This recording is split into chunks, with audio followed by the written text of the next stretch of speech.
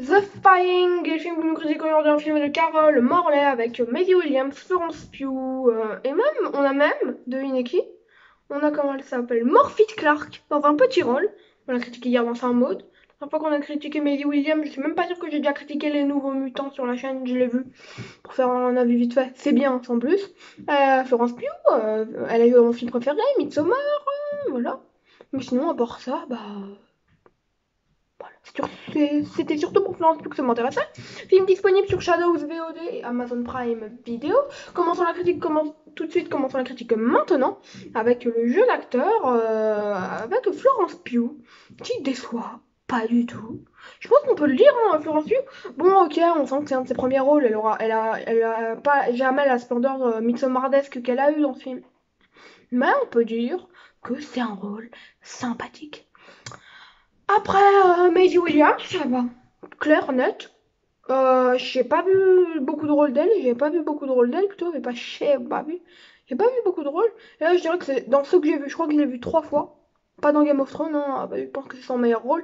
Mais c'est son meilleur rôle pour moi. Jour entre les nouveaux mutants. The Flying. Et comment ça s'appelle? Vous savez, le truc E-Boy, un truc comme ça, le truc un peu nul. Bah voilà, c'est son meilleur rôle. Au niveau des personnages, on s'attache étrangement aux personnages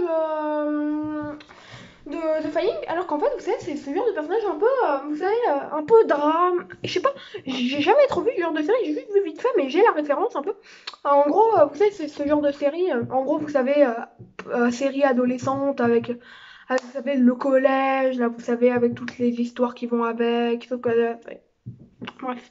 Là, franchement, là, c'est pas mal l'attachement des personnages. Ça rappelle ce genre de série, même si je trouve ça assez fleur bleue sur le coup. Mais c'est pas mal, c'est pas mal. Franchement, personnage carré, malgré qu'il soit pas forcément si bien construit que ça, les personnages ont plus ou moins d'intelligence, il y a quelque chose de bien amené. Mais voilà. J'ai pas mal aimé le personnage de Maisie Williams aussi, hein. Elle est plutôt sympa dans le film. Mais sinon, ouais, pas non plus un affect extraordinaire. Au niveau de l'histoire, l'histoire est sympa, mais ça va jamais plus loin qu'une bonne et simpliste histoire avec un goût à peine sortable. Enfin, comment expliquer ça? En gros, c'est l'histoire a un petit goût, quoi, un petit arrière-goût métallique. Ce qui fait que l'histoire est bien, mais ça va jamais plus loin. Voilà, voilà. On attend parfois quelque chose d'un peu plus dur, mais en fait, on se rend compte dans la deuxième partie que le film a un vrai message. Le film, en gros, ça parle, vous savez, à l'époque, comment étaient vues les femmes, à cette époque-là.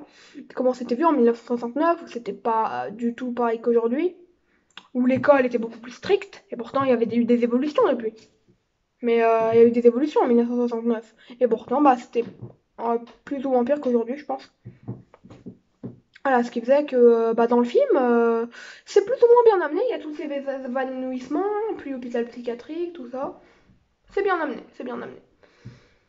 La suite. Alors, le film, ouais, voilà, bah c'est tout. Après, le scénario, j'attendais bien, j'en attendais peut-être trop du scénario. J'en attendais peut-être trop, j'attendais un truc un peu plus extra. Mais c'est pas une révolution dialoguée, si je peux me permettre. Anxiété, gore, dead scène, mystère, l'histoire et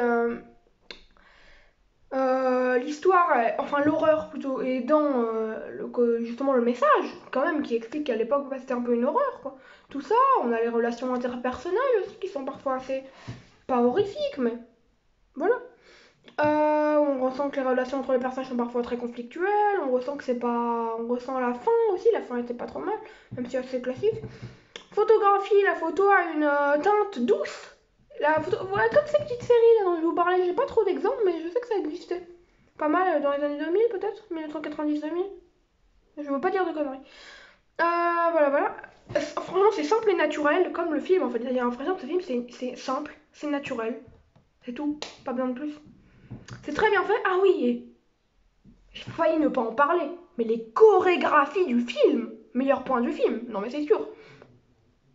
Le jeu d'acteur n'est pas aussi bon. Effets spéciaux. Effets spéciaux plutôt sympa. Et les musiques, bande son trop présentes. Et en plus, je sais pas, j'avais trouvé que ça faisait trop les petites séries dont je vous parlais. Ma note sur 20 sera d'un beau.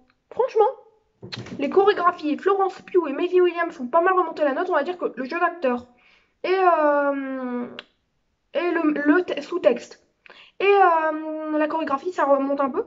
On va dire un beau 12 sur 20. Un beau 12 points. Non, même pas un beau 12. Non, 12 c'est trop peu. 13. 13,15 sur 20. Chaos de Martin Vega, bah, vous l'aurez compris, ce film, je vous le conseille. C'est pas extraordinaire, c'est pas du film d'horreur, c'est du film de genre. Et encore du film de genre doux. Du film de genre très doux, ne vous attendez même pas à du thriller. Il y a du fantastique, mais n'attendez pas trop à ça. Ah, voilà les films que je vais voir prochainement. Bah, j'ai pas. Alors, qu'est-ce que je vais voir prochainement? Ah oui, je vais peut-être voir Ari Aster. Ah oui, là, je vais voir Black Phone. Là, dans 15 minutes, je me mets en route pour voir Black Phone. Ciao, c'était Martin Mega. Prenez soin de vous et moi, je prends soin de moi parce qu'il faut que je me dépêche.